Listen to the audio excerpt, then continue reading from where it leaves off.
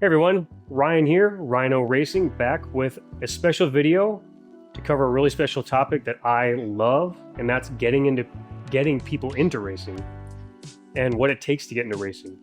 And what I did is I've talked to a few of my friends that I've helped get into racing and some friends that I've made that I've helped get into racing about just some of those thoughts of what were those fears or things that were kind of holding you back from getting into racing? What were those misconceptions? What were those questions you had that you had when you got into racing?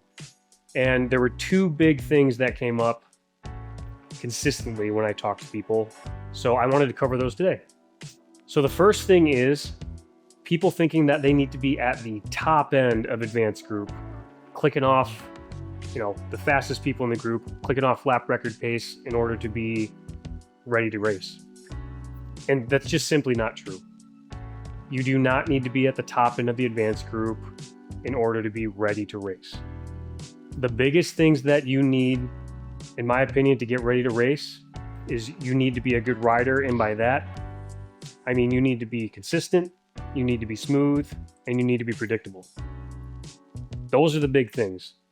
I would rather have a rider that's clicking off, like at Blackhawk, for example, clicking off consistent 120s, smooth, flowing, not having to put a lot of effort into it, just nice and flowy, versus someone who can click off 117s, but they're doing it and they're barely surviving, and they're all over the track, and they're doing a 117, then a 121, and then a 120, and then a 124, and then a 118.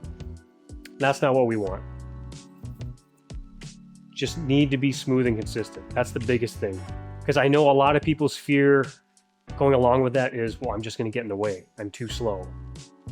If you're consistent and smooth, if someone does come up on you, if they do lap you, or if they do catch you, it's going to be so much safer if you are smooth and predictable. If they come up on you and they can see that you're flowing through, albeit, off their pace, that's fine. It's just like a track day. It's up to them to get around you. But it's going to be a lot better for both of you and a lot safer for both of you if you're consistent and smooth and predictable while you're riding. Again, you do not need to be clicking off. I'll take Blackhawk again as another example. You do not need to be clicking off 112s or 115s at Blackhawk in order to be ready to race. Obviously, it's going to help for your competitiveness, but that's not what you need. And I had a long talk with my buddy Matt, who I helped get into racing a bit. He races lightweights, and we've become good friends, and we had a good discussion on this. So I actually going to cut to some footage of us talking about this right now, and you can kind of see what I mean about what his thoughts were about, thinking he needs to be right at the top end of our advanced group. You want a little bit of experience. I thought you had to be at the top of advanced when I started doing this before you went to race. Yes, and that's what I was going to say too. I mean, I wasn't even upper intermediate. Yeah. I think a lot of people think I need to be at the fast end of blue group of advanced group before I'm racing. I don't think that's true at all. I don't think if I didn't start racing, I don't think I'd end up moving to advanced until, let's say, 3-4 years from now. Yeah. I just don't think it would have happened because my progression wouldn't have been anywhere near what it was. Yeah. And I think part of it is you're almost like, you're not like forced to go faster when you're racing. It just kind of happens because you're competing. Mm-hmm. But I think some people sort of get ahead of themselves in the fact that, yeah, like you said, they feel like they need to be at the sharp end of the sharp end. To me, what I've always told people is you don't need to be the quickest, because you're going to get quicker, and there's always going to be someone quicker. The biggest thing to me that I've always tried to look for and tell people is, like, you need to feel comfortable and like consistent. Like, I don't want you, even if you've done a bunch of track days, if you're doing a 141 lap, then a 123 the next lap, then a 138 the next lap, like, you need to have a good base of consistency, not only for yourself, but then for your other competitors, because it'll cause like a dangerous situation. That's true. But you don't need to be the fastest of the fastest to be out there. Yeah, I could see that. I completely agree with that. The other worry that I had before it, and I spent way too much time worrying about this, but the reason I'm thinking about it is because there have been several Facebook threads and Reddit track day threads about this type of thing, about people looking at potentially racing, and they're like, I don't want to impact a race like a sprint race by getting lapped. And that was a huge worry of mine, because I was looking and I was comparing my 128 and I'm looking at Speed Hive or whatever the equivalent was where you'd see lap times, and I'm like, yep, can I make it to lap 7 before these guys lap me? Because I don't want to affect it. In fact, I'd probably be getting in your way when I was starting this. So I'm like, is he going to lap me by that point?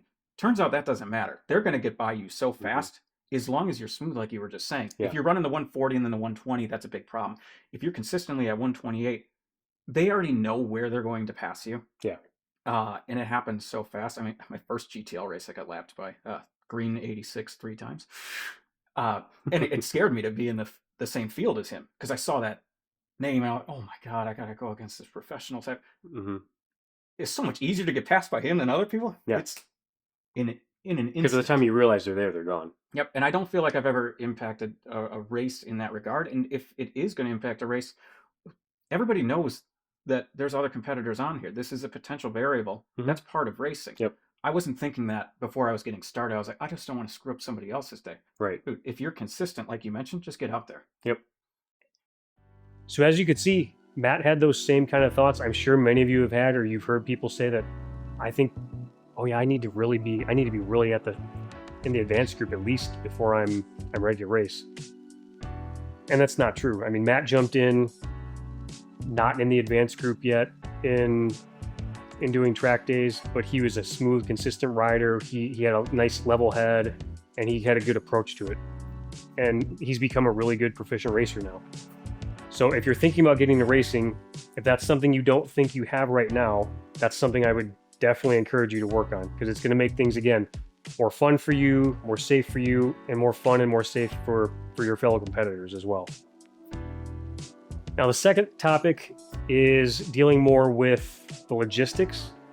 And what I mean by that specifically is, I'm going to talk about ASRA specifically because that's the main organization I race with. I'm going to talk about is the classes in the rule book. It can be a bit overwhelming. I remember when I first started racing, I would try to read through the rule book and I just got so confused so fast. So I would still encourage you to go read it and try and understand as much as you can, but reach out to someone if you have a friend who's already racing, or reach out to the org. Most orgs are very happy and very welcoming to help you however they can because they want to grow the sport too. So talking about ASRA specifically, I kind of want to do a quick breakdown, as quick as I can, breakdown of the class structure, because that was a thing I heard a lot from people, and I'd get messages from people asking, well, I have this kind of bike. Do I race in this class or do I race in this class? You have your different displacement classes listed. So you'll see things like ultralight. And again, I'm talking about the ASRA rulebook specifically. Ultralight, lightweight, middleweight, heavyweight, unlimited. And those are going to be your bike sizes. So ultralights are generally going to be like your Ninja 400s, 300s. Lightweights are going to be your RS660s, SV650s, R7s.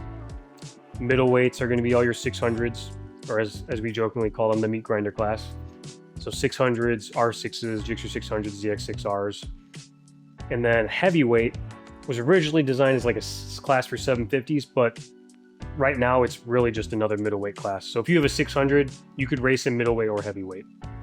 And then unlimiteds are going to be what I race, which is going to be 1000s. That's the general class structure for sizes. Now within each of those, so within lightweight, within middleweight, you've got things like, you'll see super sport, superbike, and GP. So you'll see like lightweight super sport, lightweight superbike, lightweight GP. The super sport, superbike, and GP designation explains basically how much modification you can have to your bike class. So super sport is going to be the most stock class.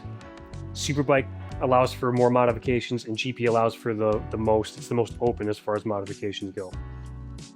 Now, when I raced my SV650, it was in stock trim or super sport trim. So I could race up, like I could race in superbike, I could race in GP. But if you had a GP built bike, you can't race down and do superbike or do super sport. Same thing goes for the displacement classes. I can't take my R1 and go race in middleweight, but I could take an R6 and go race up in unlimited if I wanted to, per the rule book. Not a lot of guys do, but I used to. Some on my SV, I would go and race a couple of middleweight races. But again, you can't take a bigger bike and go down, but you can take a smaller bike and go up. And the same thing goes for the builds. So I can take a super sport, I can go up to super bike or do a GP race, but I can't take a GP built bike or a super sport built bike and go down. Those are the basic layouts of the classes. Now you've got a couple other little things in there, like the GT races, which are 25-minute races. There's 4 groups rather for that. I think it's called GT 500 now, which are going to be like Ninja 400s and I think Ninja 500s and on down Ninja 300s and stuff. You've got GTL, which are going to be GT lights, so all your lightweight bikes. GTU, which is actually all your middleweights. I know you'd think GTU would be unlimiteds, but it's actually for middleweights. Don't ask me why. And then GTO is for all your unlimited bikes. Now the rule structure that those GT classes use are the GP spec rules. So hopefully that makes sense. So what that means is basically you can use like up to a GP built bike in any of the GT races. So that way it's the most open. So again, all the GT classes use GP spec rules. They don't use Superbike or Super Sport. And there's a couple other unique classes in there as well. You might see, if you're looking at the ASRA rule book, you'll see F40 listed for some classes. That just means, it stands for Formula 40, which means you have to be 40 years of age or older to race in those classes. And there's some classic classes, which are more for vintage. And there's like a Thunder Bike class, which is for like twins bikes. But for the most part, I would stick to knowing the displacements. And then the Super Sport, Superbike, and GP, I feel like confuses people the most.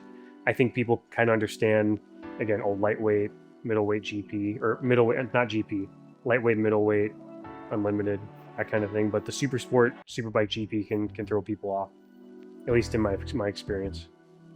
So again, those are the 2 big topics I wanted to cover because those are the 2 ones that I heard about the most consistently from people. So hopefully this was helpful. If you do have any other questions, please reach out to me.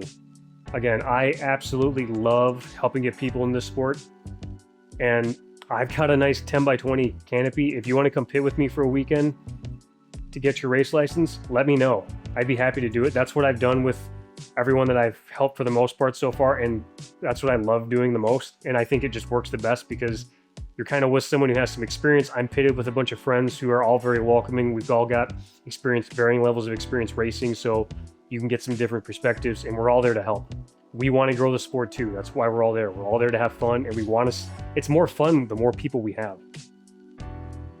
So if you're interested in it, please don't hesitate to reach out to me. I'd be happy to help. Even if you're looking at getting your race license somewhere else, again, any questions I can answer I'd be happy to help in any way I can. I've had people contact me through my website, reach out through Facebook, whatever. Just please get a hold of me. Now, one quick thing I do want to note too, I am actually going to be piloting basically like a rider to racer program this year through my race team, doing some personal guidance coaching myself, doing just this kind of thing and helping people formally. So I will have more information on that soon. But again, if you're interested, please reach out to me. I've already got a couple people lined up that I'll be helping this season that reached out to me at the end of last season.